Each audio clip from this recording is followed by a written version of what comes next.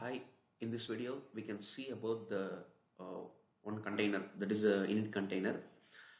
This container also placed in the configuration with the main container. So first we can see how to use this container and how this application help to that main container.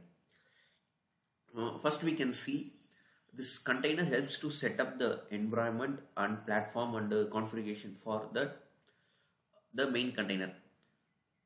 This container will run before that container main container will start. So here this container first set up the environment, then that environment, that main container deployed in that environment, then that container will run. So here I move to the next slide. So this is the architecture diagram. This is the multi-container pod. Here these are two container. One is the init container, another one is the main container. This main container have the application. Here the init container first start to run, and it set up the platform to run this main application. Once it will set up the and it will terminate it, again this will be created. So let's see how to create this init container, how to use the init container here. Here I move to my AWS management console. These are the three all nodes are in running state. Then I move to the PowerShell. Here I already connected to my master node. First here I will create one YAML file. These files are already in this cluster. Here I create one file for the init container. I will type vi init container. So here we will create the one YAML file. Here I move to the Kubernetes official documentation. Type init container.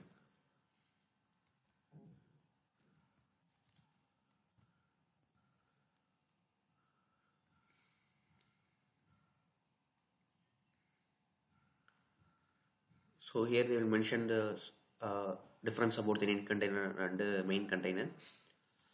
Scroll this. Now I use this configuration file to create the init container. First I copy this, then paste here. Here I edit the image name to Nginx, and then again move to the management console. Here I copy this init container.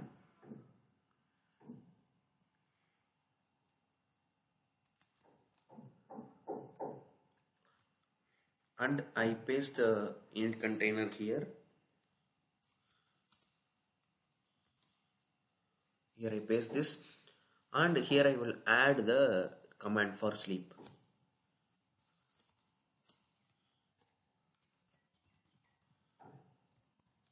Command and hyphen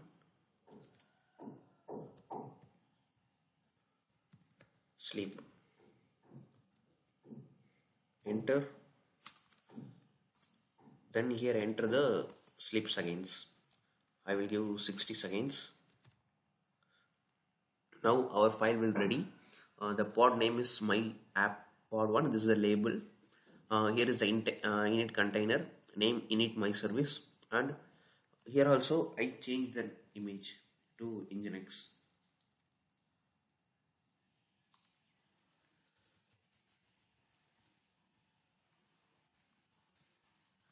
Nginx, and this is the command for sleep, and here is the container. Now our YAML file is ready. Now save this file and create the pod.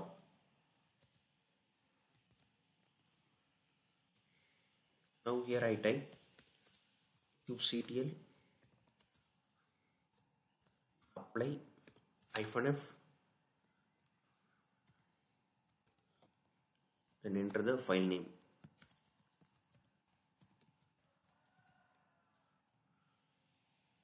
Now we got one response, the pod will be created. kubectl get pod. Now here the state is the init. Now the init container first will be run. So the state is the init 0 by 1. So after init terminated, the main container will start it. Let's describe this. kubectl describe pod my app pod.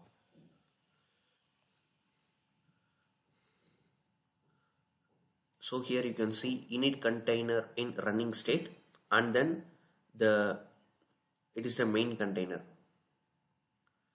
is waiting state. Because once it will create the environment, it will terminate it. It will go to terminate state. Then it will be here. This state change to running state. We will wait. It will take 60 seconds. Again, I type the command kubectl get pod.